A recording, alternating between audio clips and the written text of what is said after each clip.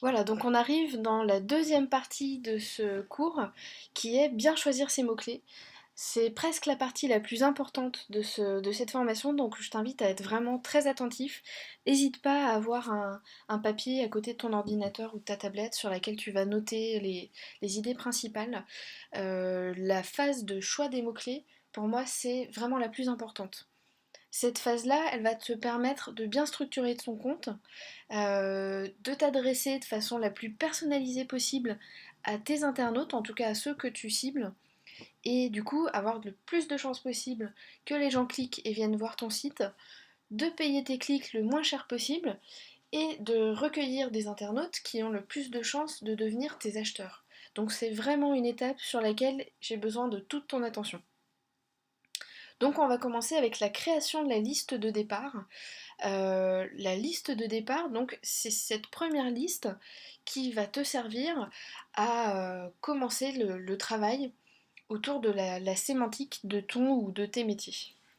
Donc cette liste de départ, elle va te permettre d'identifier tous les mots qui peuvent désigner ton ou tes produits, ton ou tes services. À cette étape-là, tu vas devoir te poser les bonnes questions. Est-ce que mes internautes cherchent un produit? Est-ce qu'ils recherchent un service? Est-ce qu'ils recherchent une réponse à une question qui se pose ou à un problème qu'ils rencontrent? Par exemple, imaginons que tu sois coincé derrière ta porte parce que tu as oublié un trousseau de clés de l'autre côté, ce que j'ai fait très récemment. Qu'est-ce que tu cherches sur Internet? Est-ce que tu cherches ouverture porte? Est-ce que tu cherches un serrurier en urgence? Qu'est-ce que les internautes ont dans leur tête quand ils ont besoin de ce que toi tu peux leur apporter? C'est vraiment très important de se poser cette question. Est-ce qu'ils connaissent le produit que je propose ou alors est-ce qu'ils connaissent juste l'apport qu'a ce produit pour eux dans leur vie, dans leur journée? Donc à cette étape-là, ta connaissance métier est vraiment très utile parce que c'est toi qui connais tes clients, c'est toi qui connais ton produit. Alors, comment on fait pour avancer dans cette étape de préparation de première liste de mots-clés? En un, on va réfléchir à ce que tu proposes. Donc, il faut que tu puisses lister sur l'outil sur lequel tu te sens le plus à l'aise, que ce soit du papier, que ce soit sur un Word, sur un Excel. Personnellement, moi j'utilise Excel parce que ça me permet de gagner beaucoup de temps, mais il faut que tu te sentes à l'aise dans l'exercice. Donc, en premier, tu vas donc commencer à lister les catégories de produits ou de services que tu proposes. Tu vas ensuite lister tes produits et tes services. Alors, quelle est la différence? Imaginons que tu sois gérant d'un magasin d'électroménager. Dans l'électroménager, on a plein de produits. On a des réfrigérateurs, on a des congélateurs, des fours, des aspirateurs, des plaques chauffantes. Euh, et ces produits-là appartiennent bien sûr tous à des catégories. Alors bon, je ne sais pas exactement comment on catégorise un marchand d'électroménager, mais on va avoir la catégorie peut-être cuisine, ou la sous-catégorie cuisson dans la cuisine. Voilà, c'est important de se dire que l'internaute peut rechercher par plusieurs niveaux, peut entrer dans tes produits par plusieurs façons. Donc l'objectif ici, à cette première étape, c'est de bien lister tout ce que tu proposes en famille de produits, mais aussi en produits, et bien sûr en service. Donc là, il faut que tu trouves toutes les façons dont tu peux exprimer ces produits ou services d'une façon que ce soit générique ou spécifique. Parfois, tes produits peuvent être exprimés avec leur nom anglais. Parfois, on peut parler d'eux en utilisant leur abréviation. On peut aussi utiliser des sigles. L'objectif avec cette première étape, c'est vraiment que tu sois le plus exhaustif possible, que tu essayes d'en oublier le moins possible. Alors, je comprends bien que si tu as beaucoup de produits, ça va être très difficile de rien oublier, ça va être très long. Je t'invite quand même à prendre le temps de faire ça vraiment consciencieusement. Une fois que tu auras donc listé tous tes produits et services avec les différentes façons de les exprimer, je t'invite à réfléchir à l'étape 2, qui sont ce que tu règles. Quels sont les problèmes que résolvent tes produits et tes services? Quelles sont les questions que tes clients se posent et auxquelles ton produit ou ton service peut répondre? Ça, c'est très important aussi de savoir que les internautes ne connaissent pas toujours le nom de ton produit, ils savent juste ce que ça fait. Donc ça, il faut vraiment aussi ne pas l'oublier dans ta recherche de mots-clés. Pour savoir ce que les gens ont dans la tête, du coup, comme question, comme problème, il y a plusieurs façons d'avoir l'info, hein. Alors si tu as un moteur de recherche interne sur ton site, tu peux aller voir quelles sont les recherches qui ont été effectuées. Si jamais tu utilises Analytics, tu peux suivre la recherche assez facilement, donc c'est dans les paramètres de la vue. Et il faut indiquer à Analytics quel est le paramètre qui est ajouté dans l'URL de ta page de résultats lorsque l'internaute a fait une recherche.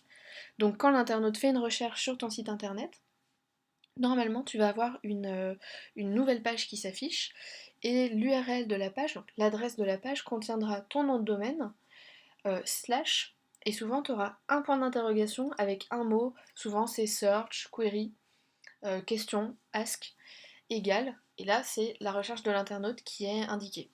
Donc si tu indiques bien à Analytics quel est ce mot, donc qui est après le point d'interrogation, Analytics va être en mesure de te dire combien de fois des recherches ont été faites sur ton site, et surtout, qu'est-ce que les internautes ont cherché. Et ça c'est vraiment une source d'infos très importante, ça te permet de savoir ce qui préoccupe tes internautes. Une autre source d'infos, qui est gratuite et qui est toujours chez la suite Google, c'est d'aller regarder sur Search Console. Donc Search Console, pour ceux qui connaissent pas trop, c'est le nouveau nom de Webmaster Tools. C'est un outil qui est complémentaire à Google Analytics. Il est gratuit aussi et il est plutôt orienté référencement naturel. Il va te permettre d'avoir des stats sur les contacts que les robots de Google ont avec ton site. En gros, c'est surtout ça. Et dans ce qu'on appelle analyse de la recherche, tu vas pouvoir avoir la liste des mots-clés tapés par les internautes en référencement naturel qui ont fait que l'internaute a cliqué sur ton site ou au moins qu'il a vu ton site dans les pages de résultats. Donc ça c'est très intéressant aussi. Là-dedans on peut trouver des questions auxquelles on n'avait pas pensé parce que on est vraiment très ancré dans son métier et qu'on ne sait plus toujours se mettre à la place de son client. Voilà, donc ça c'est la deuxième chose. Et la dernière chose, les discussions que tu as avec tes clients, elles sont très riches en informations. Elles te permettent de se rendre compte de ce qui se passe un peu dans leur tête. Et c'est très intéressant aussi, ça peut te permettre d'alimenter ta liste de départ. On passe ensuite à la troisième étape, qui est de compléter cette liste de mots-clés. Donc cette liste de mots-clés, tu l'as faite aujourd'hui avec tes connaissances qui sont très techniques, tes compétences, donc ta connaissance de ton métier, du jargon de la profession. Ça veut dire que maintenant, tu as besoin d'aide pour mieux comprendre ce qui se passe dans l'esprit de ton client, de ton internaute. Donc, la première suggestion que je vais te faire, c'est d'utiliser justement un outil qui s'appelle Google Suggest. Donc Google Suggest, c'est ça. Lorsque tu es sur Google et que tu commences à taper une recherche, Google va t'aider un peu pour te faire gagner du temps ou pour dicter un peu plus ce qui doit se passer dans ton esprit, on ne sait pas toujours. Et donc il va te donner pour le mot que tu es en train d'écrire, quelles sont les 4 recherches qui sont les plus fréquentes. Donc là quand on commence à taper expert, moi j'ai expert, expert comptable, expertissime, expertise. Donc ça peut te donner des indices, des mots-clés qui sont proches des mots-clés auxquels tu avais pensé toi et qui sont réellement tapés par les internautes. Dans Google Suggest, on a aussi une autre chose, donc ça c'est la capture qui est en dessous. En bas des pages de résultats de recherche, avant les liens pour passer aux pages suivantes, il est assez fréquent que Google te suggère des recherches associées. Donc c'est des recherches qui sont assez proches, qui sont dans le même champ sémantique. Encore une fois, ça peut être pour toi des indications très précises sur ce que recherchent les internautes réellement. Voilà, donc une fois que tu as regardé Google Suggest, il y a encore des choses que tu peux faire. Tu peux interroger tes clients en faisant par exemple un sondage, en discutant avec eux. Tu peux aussi demander à tes équipes terrain, donc les personnes chez toi qui sont au contact direct des clients, les commerciaux, les techniciens, euh, qu'est-ce qui remonte? Quelles sont les questions que se posent les internautes? Quelles sont les questions plutôt que se posent les clients? Et, euh, et quels sont les mots justement que les clients utilisent quand ils désignent ton service? Ça, c'est vraiment très important. Ce qui est important, c'est de savoir comment l'internaute recherche, donc comment tes clients désignent ton service ou ton produit. C'est potentiellement la même façon qui va être utilisée par les internautes pour rechercher ton service. Et la dernière chose que je te suggère de faire, c'est de regarder ce que font les concurrents. éventuellement tes partenaires aussi. Donc pour ça, tu peux regarder en faisant quelques recherches sur Google, qu'est-ce qu'ils disent dans leur annonce AdWords, euh, quels sont les mots-clés sur lesquels tu as vu leurs annonces. Tu peux aller regarder leur site web, quels sont les mots-clés qu'ils utilisent, et tu peux aussi utiliser un outil qui est gratuit en partie et qui s'appelle SEMrush, que je te montre là. Donc voilà une capture d'écran. J'ai tapé l'adresse du site d'un de mes clients. Et donc, je vais avoir la liste des compétiteurs qui sont sur des mots-clés un peu similaires. Donc là, on va savoir combien de mots-clés sont communs dans les comptes AdWords. Et surtout, si on clique, on va savoir quels sont les mots-clés sur lesquels ces concurrents sont placés. Et il est possible aussi que tu sois dans un marché très large et que tu ne connaisses pas forcément tous tes concurrents. Donc ça va te permettre d'y voir un peu plus clair. Voilà, donc SEMrush, il y a une version qui est gratuite. Au-delà d'un certain nombre de demandes, ils te donneront plus d'infos. Si tu veux plus, évidemment, il faut payer. Mais la version gratuite déjà te permet d'avoir pas mal d'infos qui t'aideront à travailler cette liste de départ. Donc en résumé, pour réussir dans cette étape de création de la liste de départ, il faut pas te brider. Quand je te disais tout à l'heure de noter toutes tes idées, il faut vraiment tout noter, tous les termes qui te passent par la tête, il faut les écrire.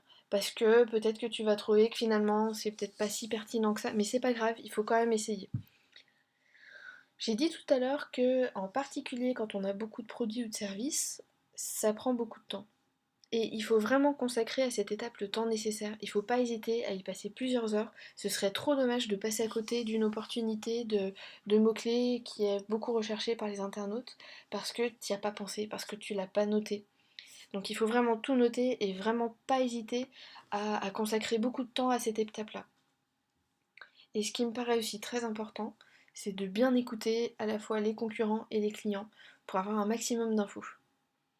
Mon dernier petit tip, c'est d'utiliser Excel. Je te disais tout à l'heure que j'utilise beaucoup Excel pour automatiser au maximum et gagner du temps. Quand je fais des combinaisons de mots-clés, ça me permet d'aller beaucoup plus vite. Imaginons que tu aies un cabinet d'experts comptables qui est présent dans plusieurs villes. Il est possible que pour la plupart des mots-clés que tu vas détecter, que tu vas faire figurer dans ta liste, tu voudras avoir ces mots-clés-là pour toutes les villes sur lesquelles tu es présent. Je te conseille pas de t'amuser à tout taper, à tout écrire manuellement.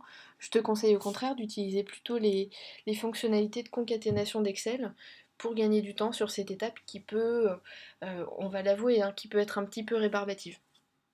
Voilà, donc bon courage pour la préparation de cette liste de départ. N'hésite pas à y consacrer vraiment tout le temps qui est nécessaire. Vraiment, ton compte sera bien mieux structuré après.